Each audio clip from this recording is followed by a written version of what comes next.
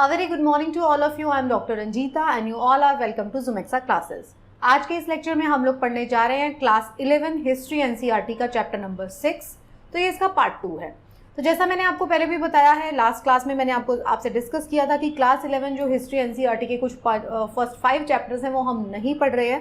क्यों नहीं पढ़ रहे हैं? क्योंकि ऐसा वो एग्जाम पॉइंट ऑफ व्यू से उतने ज़्यादा इम्पॉर्टेंट नहीं है, राइट।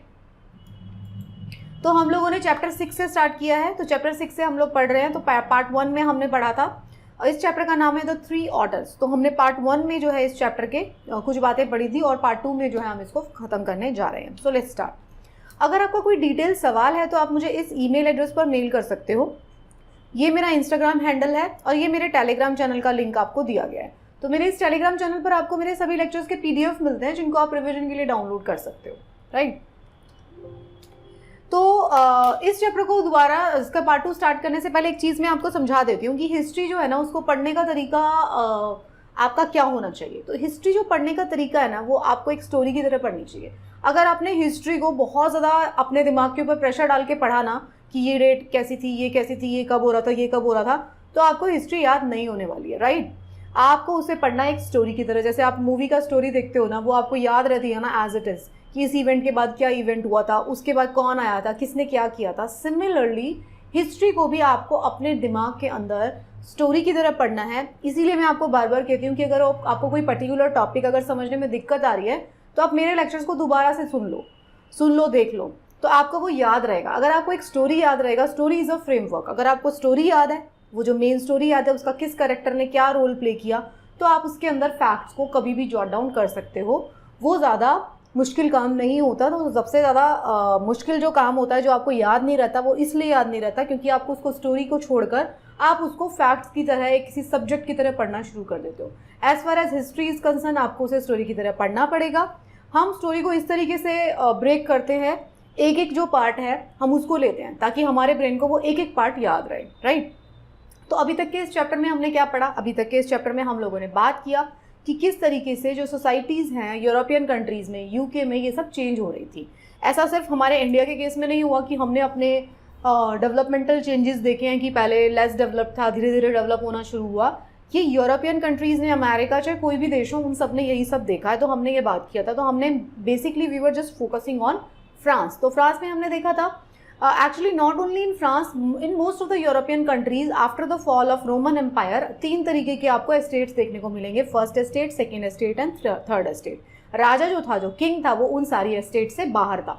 राजा को छोड़कर बाकी की सारी जनता जो थी वो 3 एस्टेट्स में डिवाइड थी। फर्स्ट और सेकेंड एस्टेट जो था, क्लर्जी एंड नोबेलिटी, उसको स्पेशल राइट्स मिले हुए थे। जो थर्ड एस्टेट था उसको कोई स्पेशल राइट नहीं थे, उनको ही टैक्स भरना है, उनको सब कुछ काम करना है। तो थर्ड एस्टेट में 2 तरीके के किसान आते थे, राइट। ये सारी चीज़ें हमने पढ़ी थी। तो फर्स्ट, सेकेंड और थर्ड एस्टेट जो है आपको अच्छी तरीके से समझ में आ गया होगा। क्लर्जी में कौन कौन से लोग आते हैं, पोप आता है, उनके जो है मॉन्क्स आते हैं, ये सारे लोग फर्स्ट एस्टेट में आते हैं। सेकेंड एस्टेट जो है वो नोबेलिटी है। नोबेलिटी वेसलेज का सिस्टम मैंने आपको बताया था।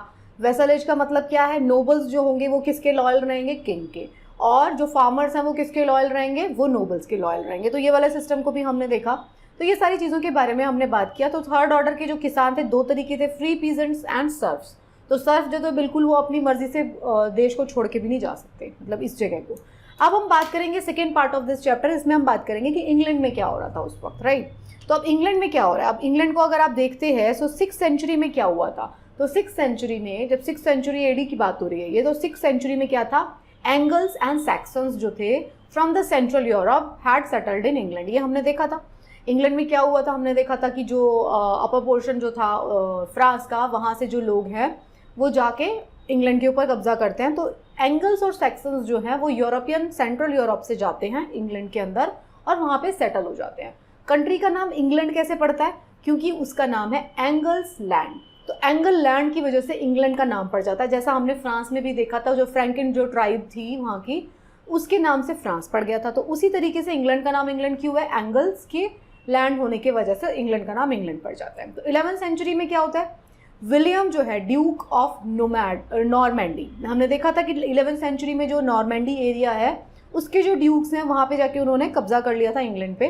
वो क्रॉस करते हैं English channel and with an army and defeat the Saxon king of England. तो वो जो सैक्सन किंग था वहाँ पे, उसको वो हरा देते और ड्यूक्स का कब्जा होता था बाद में। पहले एंगल्स और सैक्सन्स थे, उसके बाद में ड्यूक्स चले जाते हैं। वो कहाँ से जा रहे हैं? वो फ्रांस से जा रहे हैं, नॉर्मेंडी एरिया से।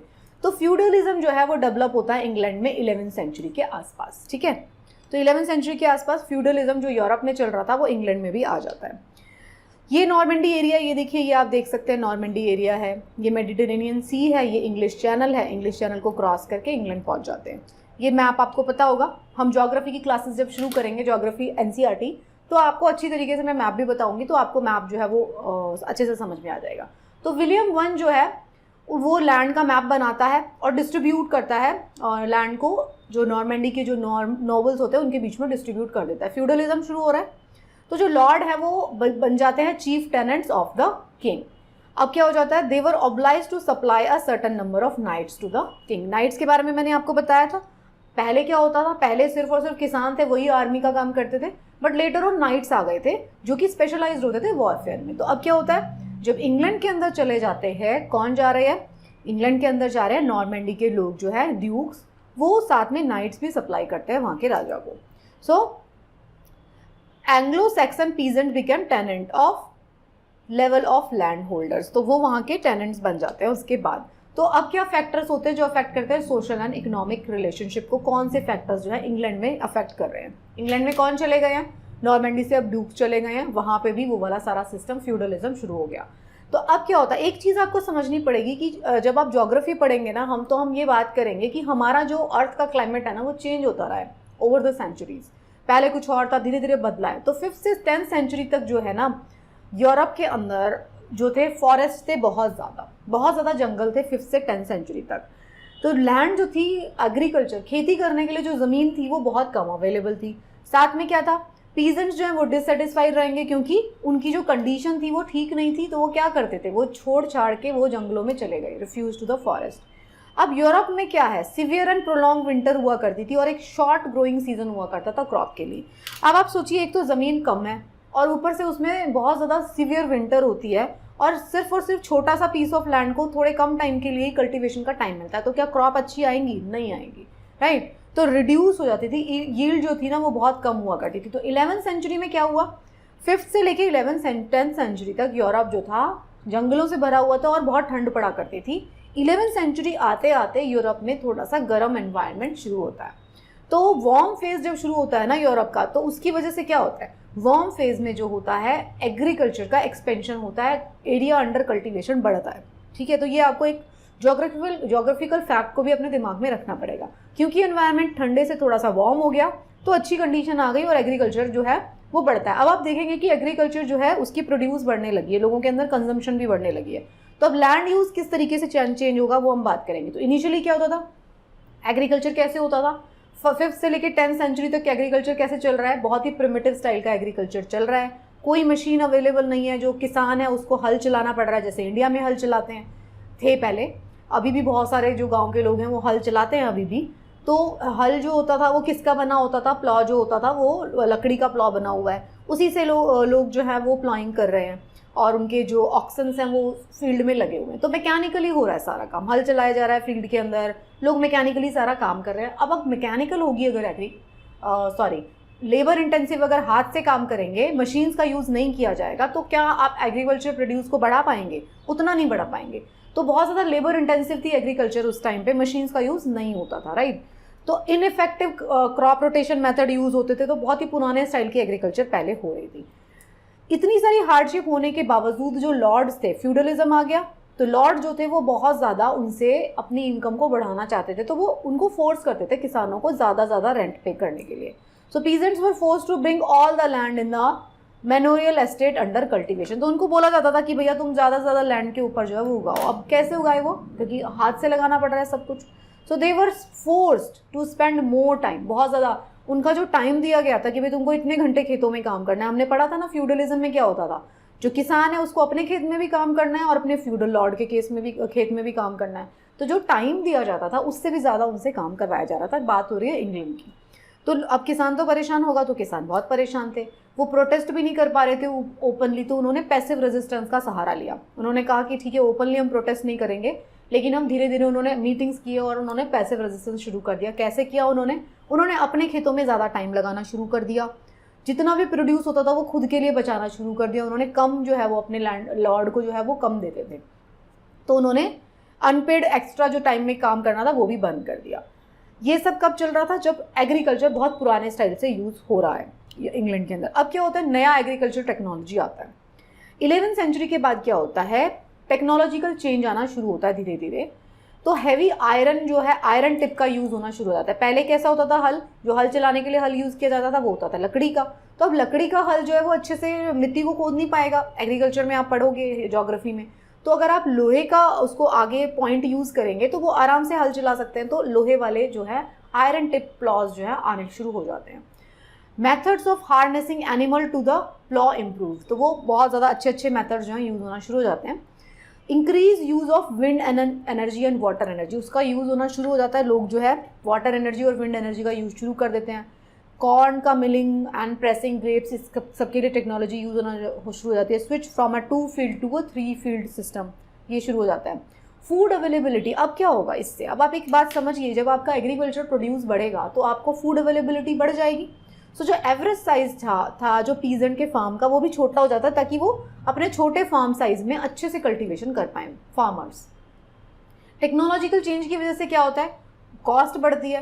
तो क्या होता है, पीजेंट्स जो होते हैं वो इतनी ज़्यादा पैसा नहीं लगा पाते, तो जो उनके लॉर्ड्स होते हैं वो इनिशिएटिव लेते हैं, जो टेक्नोलॉजी को लेकर आएँ, विंड मिल का यूज़ करें, वाटर सिस्टम का यूज़ करें और एडवांस टेक्नोलॉजी को लेकर आएँ और प्रोड्यूस को बढ़ाएं। तो ये सारी चीज़ें कैसे हो पाती हैं, वो कैपिटल इंटेंसिव है, तो कैपिटल कौन लगाएगा, उनके जो लॉर्ड्स हैं वो लगाएंगे। तो ये सारी चीज़ें अब शुरू हो जाती है 11वीं सेंचुरी के बाद।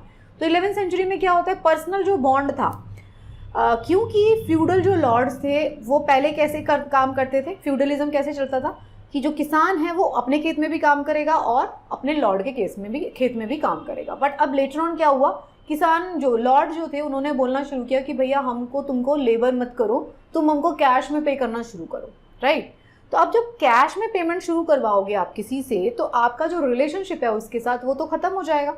तो पर्सनल बॉन्ड जो होता है, फ्यूडलिज्म का जो पर्सनल बॉन्ड था लॉर्ड और किसानों के बीच में, वो ब्रेक होना शुरू हो जाता है 11वीं सेंचुरी आते आते।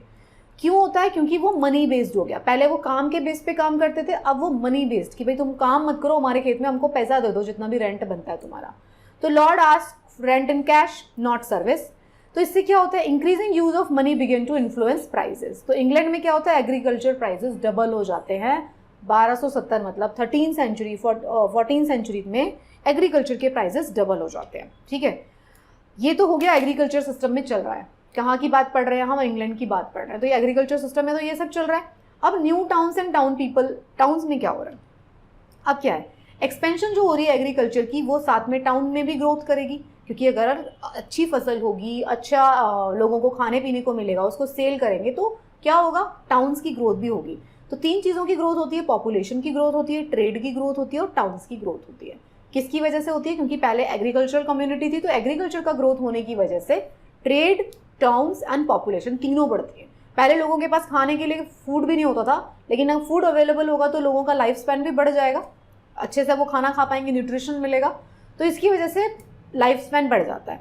एक चीज़ आप देखिए, वुमेन और जो गर्ल्स थे उनका लाइफ स्पैन शॉर्टर है। ये यूरोप की भी बात हो रही है, इंग्लैंड की भी बात हो रही है। ये वो कंट्रीज हैं जो अपने आप को बहुत डेवलप्ड मानते हैं। तो आप देखेंगे कि क्यों शॉर्टर था उनका लाइफ स्पैन, क्योंकि उनको खाने के लिए कम खाना मिलता था एज कम्पेयर टू मैन। तो अब आप ये समझने की कोशिश करिए कि ऑल ओवर द वर्ल्ड ऐसा सिर्फ और सिर्फ किसी डेवलपिंग कंट्रीज में, फॉर एग्जांपल इंडिया में या इंडियन सब कॉन्टिनेंट की प्रॉब्लम नहीं है कि वहाँ पे जो है मेल डोमिनेटेड सोसाइटी है। ऐसा सब जगह रहा है, हर जगह पे मेल डोमिनेटेड सोसाइटी रही है। वुमेन और गर्ल्स की जो एज होती थी वो छोटी होती थी। क्यों होती थी छोटी, क्योंकि उनको प्रॉपर न्यूट्रिशन नहीं मिल रहा। तो ये आप सारी चीज़ों को को रिलेट करते जाओ कि ऐसा सफरिंग जो है ये सिर्फ हमारे कंट्री में नहीं है, सारे कंट्रीज़ ने ऐसे ही सफ़र किया है। बट अब वो इतने ज़्यादा डेवलप हो गए हैं, तो आपको ये भी समझना पड़ेगा कि we are also in the stage of development के, लेकिन साथ साथ क्या आती हैं, उनकी प्रॉब्लम्स भी आती हैं। तो we are just reeling under the problems also, जो कि वेस्टर्न वर्ल्ड ने फेस किए, तो हम उन प्रॉब्लम्स को भी फेस करना शुरू करें, राइट। तो why I am saying all these facts to you, आपको जब भी हिस्ट्री पढ़नी है, कोई भी सब्जेक्ट पढ़ना है, तो आपको उसको को रिलेशन के साथ पढ़ना है, राइट।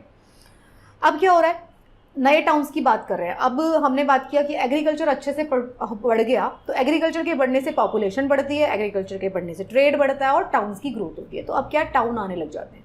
11वीं सेंचुरी में क्या होता है, एग्रीकल्चर इंक्रीज हो जाती है और sustain higher level of population जो है वो उसको सस्टेन कर पाएगी अब, क्योंकि अच्छा खाना मिलेगा सबको।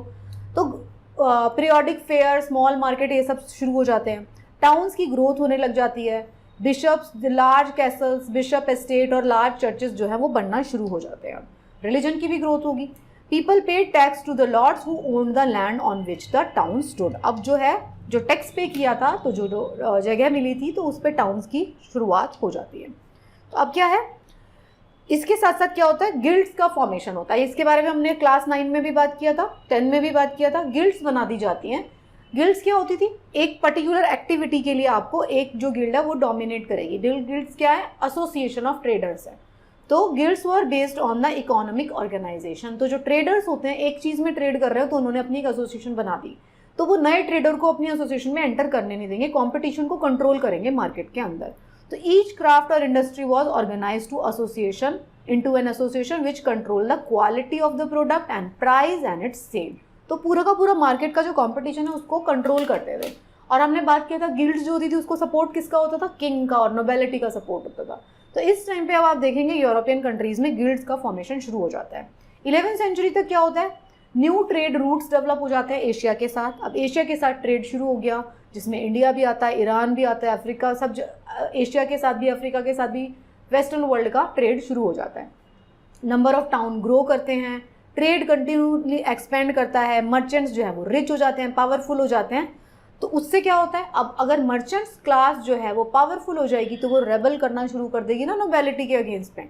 अब वो उनकी बात क्यों मानेंगे, अगर आपके पास खुद का अपना पैसा है, खुद की आपकी प्रोस्पेरिटी है, तो आप किसी के अंडर में क्यों रहना पसंद करोगे। सेम प्रॉब्लम्स यहाँ पे देखने को मिलती हैं अब हमें। तीसरी चीज़ जो हम देखेंगे वो है कैथेड्रल टाउन। अब ऐसे कैथेड्रल टाउन भी बनते हैं, रिलीजियस टाउन जिसको हमने पढ़ा था। इंडिया के केस में हम रिलीजियस टाउन पढ़ते हैं, तो यहाँ पे कैथेड्रल टाउन बनने शुरू हो जाते हैं। कैथेड्रल क्या है, चर्च है बड़े बड़े, क्योंकि यहाँ पे क्रिश्चियनिटी है तो यहाँ पे चर्च बनेंगे। तो 12वीं सेंचुरी में बड़े बड़े चर्च बनाए जाते हैं जिनको कैथेड्रल बोला जाएगा। ठीक है, कैथेड्रल क्या है, बहुत बड़े बड़े चर्च। तो ये जो है किससे बिलोंग कर रहे हैं, monasteries, but different group of people contribute to their construction. Religion के नाम पे लोग पैसा देते हैं, सिर्फ इंडिया में नहीं है, ये वर्ल्ड ओवर रिलीजन के नाम पे बहुत पैसा दिया जाता है। तो चर्च को सपोर्ट करने के लिए, रिलीजन को सपोर्ट करने के लिए बहुत सारा पैसा दिया जाता है सब लोगों के द्वारा, जिससे बड़े बड़े चर्च बनाए जाते हैं जिनको बोला जाता है कैथेड्रल। तो अब कैथेड्रल बनाया जाएगा तो उसके चारों तरफ टाउनशिप भी डेवलप होगी। तो कैथेड्रल टाउन देखने को मिलेंगे, जैसे हमारे इंडिया के अंदर टेम्पल टाउन्स का डेवलपमेंट हुआ था। सिमिलरली वेस्टर्न वर्ल्ड में क्या हो रहा है, कैथेड्रल टाउन का डेवलपमेंट हो रहा है। दोनों को कोरिलेट करते हुए पढ़ते जाओ आप, स्टोरी चल रही है, वहां पे भी चल रही है और यहाँ पे भी चल रही है। तो इंडिया के साथ में कंपैरिजन करते हुए पढ़ते जाओ आप, आपको बहुत अच्छे से याद रहेगा। तो जो एरिया अराउंड द कैथेड्रल जो होता है उसके अंदर पॉपुलेशन बढ़ जाएगी, उसका स्मॉल टाउन डेवलप हो जाएगा उसके चारों तरफ, ये पिलग्रिमेज का सेंटर बन जाएगा। ठीक है, बिल्कुल अच्छे से समझ में आ रहा है, पिलग्रिमेज का सेंटर बन गया। तो ये सेलिसबरी कैथेड्रल है इंग्लैंड का, इसको आप देख सकते हो। फिर आती है 14वीं सेंचुरी, और 14वीं सेंचुरी में आता है क्राइसिस। क्या क्राइसिस आता है, एक महामारी आ जाती है। कौन सी महामारी, बात करते हैं। यूरोप का इकोनॉमिक एक्सपेंशन जो है इस टाइम पे स्लो डाउन हो रहा है। क्यों हो गया, वार्म समर्स जो थी वो transformed into again bitter cold summer. फिर से एक बार ठंडी आ जाती है, 14वीं सेंचुरी की बात हो रही है। अब क्या होता है, क्रॉप को लगाना डिफिकल्ट हो गया, तो अगर लेस क्रॉप होगी तो लेस इनकम आएगी गवर्नमेंट की भी, लोगों की भी। शॉर्टफॉल इन द, अब लेस इनकम आएगी तो जो सिल्वर माइनिंग हो रही थी ऑस्ट्रिया और सर्बिया में वो भी रुक जाती है। Severe shortage of metal money, मतलब मेटल मनी जो कॉइन्स जो चलते थे वो भी खत्म हो जाते हैं। और आ जाता है प्लेग, ब्लैक प्लेग जिसको कहा जाता है, ब्लैक डेथ बोला जाता है, प्लेग, ब्यूबॉनिक प्लेग आ जाता है यहाँ पे। कौन सी सेंचुरी की बात हो रही है, 14वीं सेंचुरी की। तो एपिडेमिक आ गया 1347 से 1350 के बीच में, प्लेग हिट कर देता है यूरोप में। और अब प्लेग आ गया तो उस टाइम पे ट्रीटमेंट तो होता नहीं था ढंग से, तो अब क्या होता है, इसकी वजह से जो है लोग बहुत ज़्यादा नंबर्स में मारे जाते हैं, डी पॉपुलेशन हो जाती है। अब डी पॉपुलेशन हो जाएगी तो लेबर की शॉर्टेज भी हो जाएगी, एग्रीकल्चर फील्ड में, क्राफ्ट में, हर जगह पे जहाँ पे लेबर की रिक्वायरमेंट है शॉर्टेज हो जाएगी। लोगों का सोशल डिसलोकेशन हो जाएगा। अब किसी की पूरी फैमिली मारी जाएगी तो जो एक आधे लोग बचेंगे वो डिसहार्टेड हो जाएंगे, तो वो रहना ही, उन्होंने काम करना ही बंद कर दिया। तो कैटास्ट्रोफी जो है ये combined with the economic crisis. तो ये जो प्लेग आया ये इकोनॉमिक क्राइसिस अपने साथ लेकर आया। तो सीरियस इम्बैलेंस क्रिएट हो जाता है between agriculture, manufacture, because there were not enough people to engage in both activity. तो समझ गए आप, प्लेग की वजह से इकोनॉमिक क्राइसिस आ जाता है यूरोप के अंदर। कौन सी सेंचुरी की बात हो रही है? 14th सेंचुरी की। तो एग्रीकल्चर के प्राइस जो है, गुड्स के प्राइसेस ड्रॉप हो जाते हैं, वेज रेट इंक्रीज हो जाते हैं, सोशल अनरेस्ट आता है। जो इनकम है लॉर्ड्स की वो डिक्लाइन हो जाती है as the agricultural price came down and wages of the labour increase. तो अब क्या है, अगर आपको लेबर है ही नहीं क्योंकि लोग मारे गए, तो कम लेबर है तो लेबर का प्राइस बढ़ जाएगा। अब एग्रीकल्चर का प्राइस जो है कम आ गया, तो in desperation they try to shift from the money contract into a feudal labour service. तो वो कहते हैं कि भाई मनी के बजाय आप दोबारा से फ्यूडल सिस्टम शुरू करते हैं हम। बट ये क्या होता है, अब आप मानिए आपने एक सिस्टम को चेंज कर दिया था, आपको ये बोला गया था कि अब आपको पैसे देने हैं, अब आपको हमारे यहाँ पे फोर्स लेबर नहीं करना। अचानक से कुछ सालों बाद बोला जाता है कि अब वो फिर से फोर्स लेबर करना है, तो क्या वो लोग मानेंगे? नहीं मानेंगे। तो बहुत वायलेंट प्रोटेस्ट शुरू हो जाते हैं, सोशल अनरेस्ट शुरू हो जाता है। पीजेंट से रिवोल्ट देखने को मिलते हैं फ्लैंडर्स में, फ्रांस में, इंग्लैंड में। सिवियर रिप्रेशन होता है। Intensity of peasant opposition ensure that the old feudal relation could not be reimposed. ये बोल देते हैं वो लोग कि हम दोबारा से नहीं काम करेंगे फ्यूडल सिस्टम में। अब है आपको पॉलिटिकल चेंजेस देखने को मिलेंगे। अब क्या होगा, 15 और 16 सेंचुरी के अंदर यूरोपियन किंग्स जो हैं वो स्ट्रेंथन करेंगे अपनी मिलिट्री एंड फाइनेंशियल पावर को। लुई 11 आता है फ्रांस में, और वो मैक्सिमिलियन आता है ऑस्ट्रिया में, हेनरी 7 आता है इंग्लैंड में, एंड इजाबेल एंड फर्डिनेंड आते हैं स्पेन में, वर द एब्सोल्यूटिस्ट रूलर्स। तो ये एब्सोल्यूटिस्ट रूलर्स आ जाते हैं यहाँ पर। वो क्या स्टार्ट करते हैं? Process of organising standing armies. मतलब रूलर्स, एब्सोल्यूटिस्ट रूलर्स का मतलब है उनको रूल करना है। तो वो क्या करते हैं? आर्मीज बनाते हैं, परमानेंट ब्यूरोक्रेसी का सेटअप करते हैं, और एक टैक्सेशन का सिस्टम लेकर आते हैं ताकि पैसा आता रहे। आर्मी परमानेंट हो गई है, ब्यूरोक्रेसी परमानेंट हो गई है। तो ये ऐसे रूलर्स हैं जो अपना दिमाग लगा के उनको रूल करना है। तो ऐसे रूलर्स आ गए हैं। डिसोल्यूशन हो गया है फ्यूडल सिस्टम का, and the slow rate of economic growth, ये सब चल रहा है। इससे क्या हो रहा है? Led to increase control by kings. तो किंग्स ने अपना कंट्रोल टाइट कर दिया। तो रूलर्स जो है वो इंट्रोड्यूस करते हैं professionally trained infantry equipped with guns and siege artillery directly under their control. उन्होंने, मतलब वो एब्सोल्यूट रूलर्स हैं, तो उन्होंने ये सारी अपनी इन्फेंट्री वगैरह सब ले आए हैं, अपनी गन्स वन सब लेकर आ गए हैं। तो इंग्लैंड के अंदर क्या होता है? रेबेलियन होता है and were put down in 1497 में, 1536 में, 1547, 1549, 1553। तो अब ये देखिए वहाँ की जो किंग है उन्होंने अपनी पावर को बढ़ा लिया, तो लोगों ने रेबल करना शुरू कर दिया। वहाँ पे रिवोल्ट होते हैं, जैसे हमारे यहाँ पे रिवोल्ट हो रहे थे ऐसे वहाँ पे भी रिवोल्ट होते हैं। इंग्लैंड में इतने सारे टाइम पीरियड में रिवोल्ट देखने को मिलता है। फ्रांस में लुई 11 है, वो क्या करते हैं? Waged a long struggle against dukes and princes. जो नोबेलिटी है ट्रांसफॉर्म देमसेल्फ इनटू लॉयलिस्ट। जो नोबेलिटी वाले लोग थे, जो सेकंड ऑर्डर था, वो अपने आप को लॉयलिस्ट बना लेते हैं rather than opponents of the new regime in order to ensure their survival. ये बहुत चालाक होते हैं। नोबेलिटी वाले जो लोग होते हैं ये अपना दिमाग लगाते हैं। तो जो नए किंग, जो एब्सोल्यूट रूलर्स आ गए, उनके साथ में भी उनके भी क्या बन जाते हैं? उनके भी लॉयल बन जाते हैं। अब अगर वो उनके भी लॉयल बन जाएंगे तो अल्टीमेटली आप देखेंगे सेम क्लास, जो नोबेलिटी है वो फिर से रूल कर रही है। तो same class of the people, लोग सेम है, who had been ruling in the feudal system, the lords continue to dominate the political scene. क्योंकि उन्होंने लॉयल बना लिया अपने आप को, किंग का भी जो एब्सोल्यूट पावर लेके आ गए, तो उन्होंने उनको अपना उनके लॉयल बन गए। तो उसकी वजह से पावर उनके हाथ में ही रहती है अल्टीमेटली। ठीक है, तो अगर हम रिवाइज करते हैं अभी तक हमने क्या देखा, तो अभी तक हमने देखा 1066 में नॉर्मन जो है डिफीट करते हैं एंग्लो सैक्सन्स को इंग्लैंड के अंदर and conquer England. 1100 onwards cathedral town बनना शुरू हो जाते हैं। 14th सेंचुरी में जो है ग्रेट फमाइन आता है यूरोप में। 14th सेंचुरी में भी ब्लैक डेथ जिसको प्लेग बोला जाता है। यहाँ फेमाइन किस लिए आया था? क्योंकि वार्म कंडीशन फिर से चेंज हो गई थी कोल्ड कंडीशन में, और फिर प्लेग भी आ गया था। 1338 से 1461 में 100 years of war between England and France. Peasant revolt देखने को मिलते हैं 1381 में। 1461 से लेके 15 ये सारी डेट्स आपको लर्न नहीं करनी है, हम सिर्फ रिवाइज कर रहे हैं कि क्या क्या सीक्वेंस में चीज़ें वहाँ हो रही थी। ये आपको स्टोरी की तरह याद रखना है बस। मोनार्क नए आ जाते हैं फ्रांस में, नए मोनार्क स्पेन में, नए मोनार्क इंग्लैंड में, ये सब लोग आ जाते हैं। ठीक है, कंक्लूजन अगर हम देखते हैं तो क्या देखेंगे कि लेटर ऑन जब हम हिस्ट्री देखेंगे, फ्रांस और England was shaped by these changes. बाद में जो आप देखेंगे फ्रेंच रिवोल्यूशन देखेंगे, इंग्लैंड में जो भी चेंजेस आए थे इन सब के बाद 14-15 सेंचुरी के बाद वाला जो यूरोप है और इंग्लैंड है, उसमें आप देखेंगे बहुत सारे चेंजेस आए। उन चेंजेस की नींव है ये सारी की सारी चीज़ें। तो ये सारे चेंजेस जो हैं इसी वजह से आते हैं। During the rain of Louis 13 of France 1614 में एक मीटिंग बुलाई जाती है। Meeting was held for French consultative assembly, उसको क्या कहते हैं, स्टेट जर्नल। ये सिर्फ लुई 13 ने बुलाई थी। उसके बाद 100 साल तक, 100-150 साल तक कोई मीटिंग नहीं होती है। अगली मीटिंग 1789 में होती है, क्योंकि उसके 150 साल तक जितने भी लोग आए वो अपनी पावर को शेयर नहीं करना चाहते थे। लुई 13 ने बुलाई थी ये कॉन्फ्रेंस, लेकिन उसके बाद 150 साल तक कोई नहीं चाहता था अपनी पावर को शेयर करना। तो अगली जो कॉन्फ्रेंस होती है ना वो 1789 में होती है, 150 साल बाद लगभग। सो टुडे अब जो अगर आप देखेंगे तो फ्रांस एक रिपब्लिक है और इंग्लैंड एक मोनार्क है। बट इन लोगों ने इतने सारे के सारे जो चेंजेस है हमने देखे, उनकी सोसाइटी में भी बहुत सारे चेंजेस आए हैं। इतने सारे चेंजेस हमने देखे, हमने उनको शॉर्ट में पढ़ा, हमने बहुत ज़्यादा एक एक इवेंट के डिटेल में नहीं गए।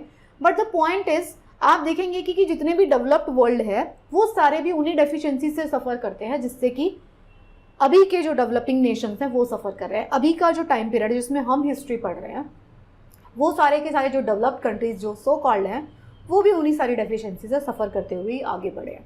सो ये जो चैप्टर्स हैं आपको एक इंसाइट प्रोवाइड करते हैं कि किस तरीके से वर्ल्ड हिस्ट्री चेंज हो रही थी। फैक्ट्स आपको जानना इसलिए ज़रूरी है ताकि आपको वो स्टोरी याद रहे, उसके बीच में जॉट डाउन करें आप फैक्ट्स को। कंपैरिजन में इंडिया के साथ बार बार इसलिए दे रही हूँ क्योंकि इंडियन हिस्ट्री जो है वो हम बहुत डिटेल में पढ़ेंगे।